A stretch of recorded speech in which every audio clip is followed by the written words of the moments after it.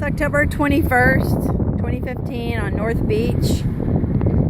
This is a stormwater drain. As you can see, it's completely, engulfed in water. This is water that's actually coming from the bay through the stormwater system and backing up. So our stormwater system is too low and needs to be completely redone or turned off, plugged up, because it's not helping.